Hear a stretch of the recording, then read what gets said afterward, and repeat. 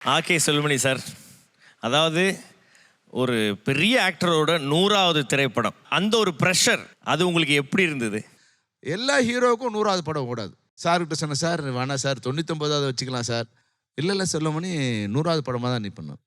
அப்போது சரி ஓகே. அதுக்கப்புறம் நான் சரி ஆகிறது ஆகட்டும்னு விட்டேன்.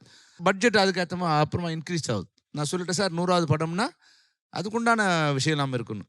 அப்படியே டெவலப் ஆகி நீங்கள் வந்து நம்ம எது சொன்னாலும் விஜயகாந்த் சார் செய்வார். ஒரு தடவை வந்து இது போல் வந்து ஒரு நடுவில் வந்து ஒரு கேனல் ஒன்று இருக்குது. அது வந்து ஒரு 30 மீட்டர்ஸ் டெப்த்து. அதில் ட்ராவல் பண்ணணும்.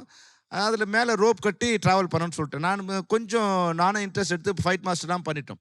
அப்போ ஆக்சுவலாக என்ன பண்ணோன்னா, கீழே ஒரு ரோப் கட்டி அதை டைட் பண்ணி கட்டிட்டோம். அது மேலே விஜயகாந்த் சார் நடக்கணும். அது கூட 6 பேர் கமாண்டர்ஸ் நடக்கணும். ரெடியாகி அவங்க அப்படி நடந்து போயிட்டுருக்காங்க.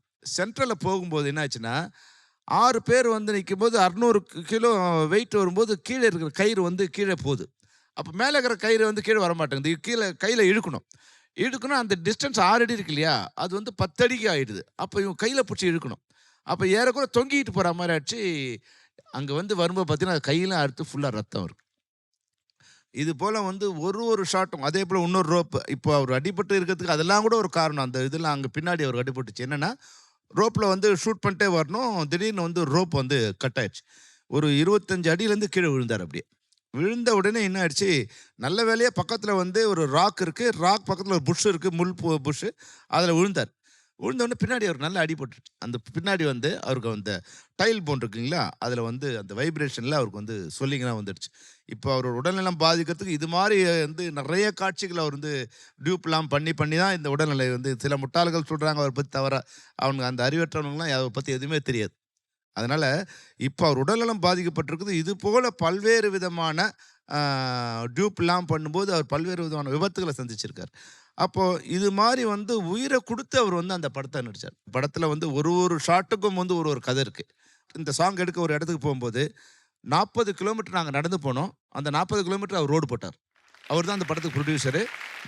நாங்கள் நடந்து போன பிறகு 40 கிலோமீட்டருக்கு ரோடு போட்டு மறுநாள் வந்து அங்கே ஷூட்டிங் ஆள் வந்தாங்க. ஏன்னா அவ்வளோ திக் ஃபாரஸ்ட்டில் எங்களுக்கு அங்கேயே தங்கிக்கிட்டோம், அங்கேயே சாப்பிட்டோம். அவர் எங்களுக்கு எல்லோரும் அவரே சர்வ் பண்ணுவார். ஷூட்டிங் இருந்தால் நடிப்பார், இல்லைன்னா எங்களுக்கு சாப்பாடு போடுவார். ட்ரைவ் பண்ணுவோம், அவரே ட்ரைவ் பண்ணி கொண்டு வந்து கேமராவை கொண்டு வருவார். டிரைவர் மாதிரி டிரைவர் வேலையை பண்ணுவார். அது மாதிரி ஒரு உலகத்தில் நான் ஏற்கனவே 16 படம் டைரக்ட் பண்ணியிருக்கேன். ஒரு ஜூனியர் ஆர்டிஸ்டால் கூட எனக்கு சின்ன தொந்தரவு வந்திருக்கு. ஆனால் தொந்தரவே இல்லாத ஒரு நடிகர்னால் அது ஒரு Vijayakanth sir. Super sir, thank you sir.